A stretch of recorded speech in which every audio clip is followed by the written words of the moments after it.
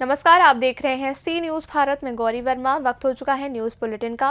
Bulletin में बात होगी बांका की, जहां बाबूकुरा के आदिवासियों ने केस दर्ज होने के विरुद्ध में किया चांदन थाने का घेराव। साथ ही चर्चा होगी बरेली की, जहां पुलिस ने पिस्टल तस्करों को किया गिरफ्तार।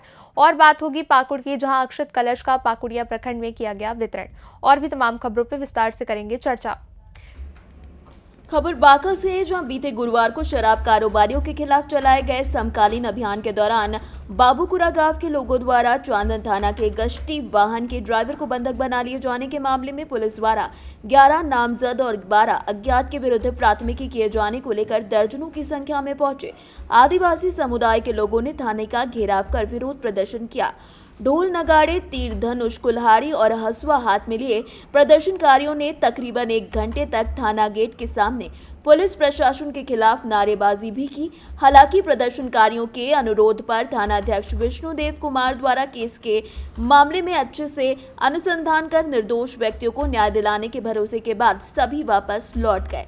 बता दें कि बीते गुरुवार को शराब के मामले में चलाए गए समकालीन अभियान के दौरान बाबूकुरा पहुंची पुलिस टीम का विरोध करते हुए ग्रामीणों ने गश्ती वाहन के ड्राइवर को बंधक बना लिया था और गृह रक्षक बल के जवान से राइफल छीनने का प्रयास किया गया था। ठीक है, इसीलिए हम लोग जो प्रशासन जो है झूठी मामला में आप लोग को फंसाया गया है, फंसाया हुआ झूठे मामला में केस भी कर दिया है, केस कर दिया होगा, पेपर में निकला हुआ है। उसी के विरोध में आप लोग यहाँ प्रदर्शन कर रहे हैं। सर ये तो छोटा प्रदर्शन है, ये प्रदर्शन और बड़ा करने वाले हैं। अगर इस न्याय मिल गया तो हम लोग प्रदर्शन को खत्म करेंगे, नहीं तो बड़ा विस्तार से होगा। क्या नाम हुआ आपका? मेरा नाम सोनीलाल किस्कू है और हथगढ़ से है। और आज इतना बड़ा दंगा होने के वजह से इतना बड़ा कदम उठाना पड़ा। जी सर, ये तो छोटा प्रदर्शन है, ये प्रदर्शन और बड़ा करने वाला है। अगर इस न्याय मिल गया तो हम लोग प्रदर्शन को खत्म करेंगे, नहीं तो बड़ा विस्तार से होगा। क्या नाम है आपका? मेरा नाम सोनीलाल किस्कू है और हथगढ़ से है। और आज इतना बड़ा दंगा होने के वजह से इतना बड़ा कदम उठाना पड़ा। Thank you sir. बांका से सी न्यूज़ संवाददाता राकेश कुमार बच्चू की रिपोर्ट। खबर बरेली से, जहां वरिष्ठ पुलिस अधीक्षक घुले सुशील चंद्र भान द्वारा जनपद में चलाए जा रहे अभियान में अपराध में लिप्त अपराधियों की गिरफ्तारी के क्रम में पुलिस अधीक्षक ग्रामीण मुकेश कुमार मिश्र के निर्देशन में सीओ बहेड़ी के पर्यवेक्षण में थाना प्रभारी निरीक्षक बहेड़ी में पुलिस टीम के साथ 1 जनवरी को मुखबिर की सूचना पर हरसुन नगला पुलिया के पास से लगभग 10 बजे अंतर्राज्यीय पिस्टल तस्करों को गिरफ्तार किया गया। पिस्टल तस्करों पर आर्म्स एक्ट में मुकदमा दर्ज कर जेल भेज दिया गया। गिरफ्तार हुए तस्करों की डिटेल के रूप में सुरजीत सिंह पुत्र बुद्धपाल सिंह, बरईपुर थाना पटियाली, जिला कासगंज, हरवीर सिंह निवासी अंजनिया थाना पलभट्टा, उधम सिंह नगर, सुखपाल पुत्र राम सिंह, आदर्श नगर कॉलोनी रुद्रपुर, उधम सिंह नगर, मूल निवासी कालागढ़ जनपद पिथौरागढ़ बताए जा रहे हैं। इनके पास से 3 पिस्टल, 32 बोर, 4 मैगजीन, साथ ही साथ 6 कारतूस, 32 बोर, 1 पिस्टल, 9 mm मैगजीन के साथ साथ 3 मोबाइल फोनों को भी बरामद किया गया है। दिनांक 3 जनवरी 2024 को थाना बहेड़ी पुलिस टीम ने 2 अलग अलग मामलों में 4 अभियुक्तों को गिरफ्तार करने में सफलता प्राप्त की है तथा इनके पोजीशन से 4 पिस्टल अवैध 32 बोर, 1 पिस्टल अवैध 9 mm, 6 मैगजीन, 11 कारतूस 32 बोर व 3 मोबाइल फ़ोन भी रिकवर करने में सफलता प्राप्त की है। इन 2 प्रकरणों में जो प्रथम प्रकरण है उसमें एक अंतर्राज्यीय पिस्टल तस्कर सुरजीत सिंह, जो थाना पटियाली जनपद कासगंज का निवासी है, उसको गिरफ्तार करने में सफलता प्राप्त की है तथा उसके 2 साथी हरवीर सिंह व सुखपाल, जो कि क्रमशः थाना पुलभट्टा, थाना रुद्रपुर, जनपद उधम सिंह नगर और उत्तराखंड राज्य के निवासी हैं। सुरजीत सिंह ने प्राथमिक पूछताछ में बताया है कि अभियुक्त अभिमन्यु, जो कि ग्वालियर का निवासी है, उसके द्वारा इसको 15,000 में पिस्टल दी जाती थी, जो यह 25,000 की कीमत में उत्तराखंड के जिला उधम सिंह नगर, उत्तर प्रदेश के जिला मुरादाबाद तथा बरेली, हरियाणा व पंजाब राज्यों में भी विक्रय करता था।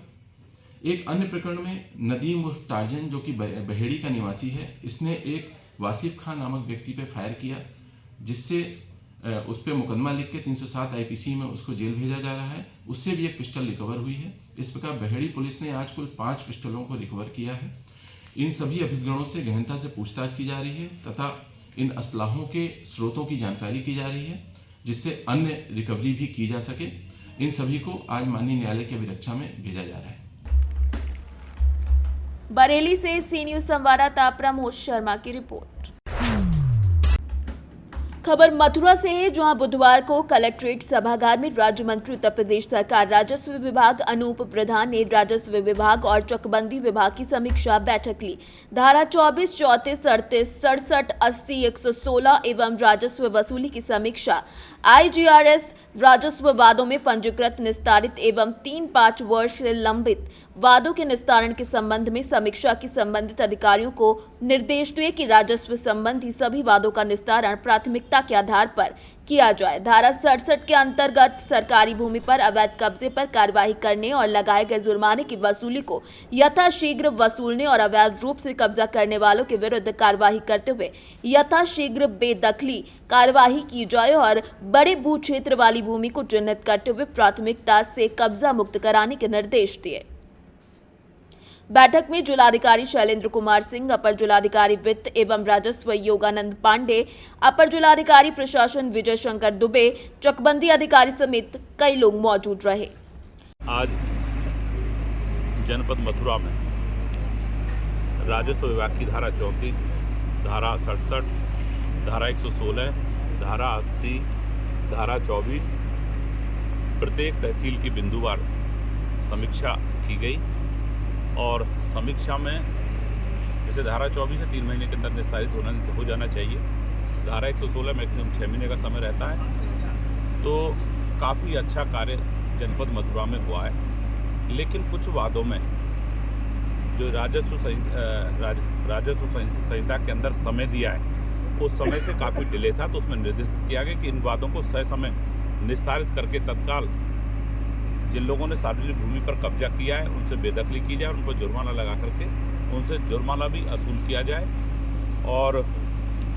और भी कोई जैसे धारा 24 में पैमाइश होनी है वो भी समय हो, किसी किसान को पीड़ा का सामना न करना पड़े। इन्हीं सब विषयों को लेकर के आज राजस्व विभाग की समीक्षा बैठक की गई। मथुरा से सी न्यूज संवाददाता जीवनदीप कल्याण की रिपोर्ट। खबर पाकुड़ से, जहां राम जन्मभूमि अयोध्या में नवनिर्मित विशाल मंदिर में 22 जनवरी को रामलला विराजमान होंगे। इसको लेकर अयोध्या से आए पूजित अक्षत और आमंत्रण पत्र वितरण का कार्य पाकुड़िया प्रखंड के सभी गांवों में मंगलवार से शुभारंभ हो गया है।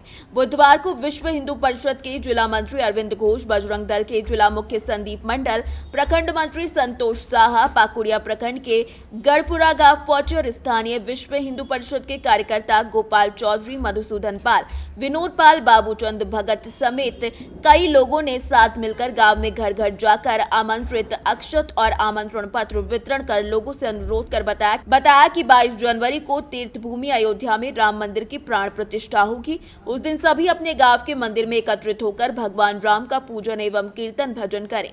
साथ ही साथ संध्या काल में भी सभी सनातनी अपने अपने घरों में से एक एक दीपक जलाकर इस उत्सव को भव्य बनाएं। बताया जा रहा है कि पाकुड़िया प्रखंड में 20,000 घरों तक इस आमंत्रण को पहुंचाने का लक्ष्य रखा गया है। पाकुड़ से सी न्यूज संवाददाता पंकज भगत की रिपोर्ट। खबर पाकुड़ से, जहां भाजपा नेता सीमोन मालतो के नेतृत्व में आदिम जनजाति समाज के प्रतिनिधिमंडल उपायुक्त कक्ष में उपायुक्त पाकुड़ मृत्युंजय कुमार बनरवाल से मिलकर आदिम जनजाति समाज की आम समस्याओं की ओर ध्यान आकर्षित करते हुए प्रधानमंत्री जनजाति आदिवासी न्याय महाअभियान, प्रधानमंत्री जनमन योजना के संबंध में चर्चा की।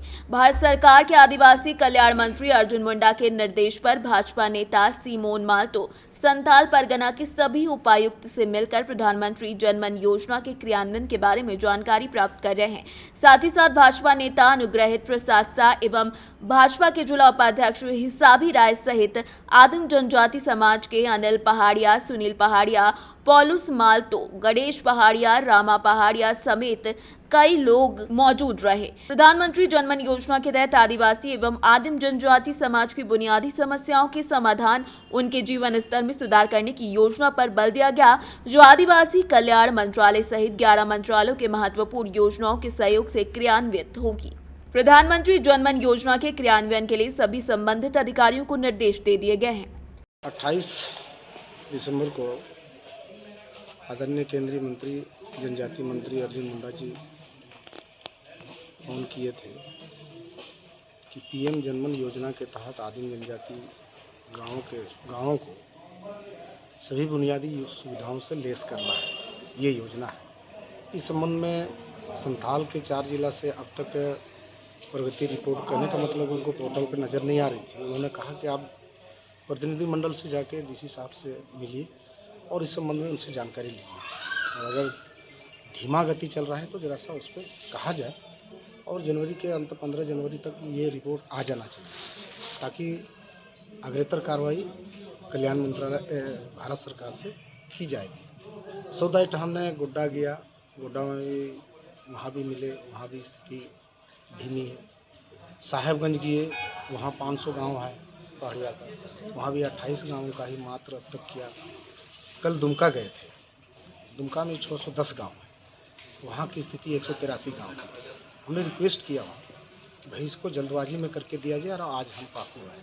काफ़ी संतोष लगा यहाँ के हमारे उपायुक्त महोदय अच्छे ढंग से हम आदिम जाति गाँव के लिए जो बातें अभी रखी बहुत मतलब संतोषजनक है। फिर भी हम आशा करेंगे कि 15 जनवरी से पहले तक सभी यहाँ पर पाकुड़ जिला में 243 अभी तक जो सो है जनजातीय संस्थान राज्य से किया हुआ सर्वे रिपोर्ट है। तो हम यही कहने के लिए आए कि ये 243 गांव में सभी गांव में हो जाना चाहिए जल्दबाजी में, और इसका रिपोर्ट भारत सरकार को भेजा जाए, ताकि हमारे आदिम जनजाति के सभी गांव में, जो आप लोग भी जानते हैं, पहाड़ों पर बसे हुए हैं, तलहटी में बसे हुए, वहाँ रोड सेक्टर नहीं बना है, जैसे स्वास्थ्य, शिक्षा, जितने भी पानी, बिजली, सबसे ज़्यादा पानी की दिक्कत है। अभी कह रहे थे कि हम रोड पहले बना के उसके बाद हम जल का व्यवस्था में डीबोरिंग सभी पहाड़ी गाँव में कराने का प्रयास करेंगे जो पेयजल होगा। और हमने शिक्षा की दृष्टि से भी मांग किया कि एक रेसिडेंशियल हाई स्कूल पाकुड़ जिला में होना चाहिए। डीजी साहब ने स्वीकार किया और इस बात को कहा कि भाई अग्रेतर कार्रवाई के लिए सरकार को लिखूंगा। पाकुड़ से सीनियर संवाददाता पंकज भगत की रिपोर्ट। फिलहाल के लिए बुलेटिन में बस इतना ही। बाकी खबरों की जानकारी के लिए देखते रहिए सी न्यूज़ भारत।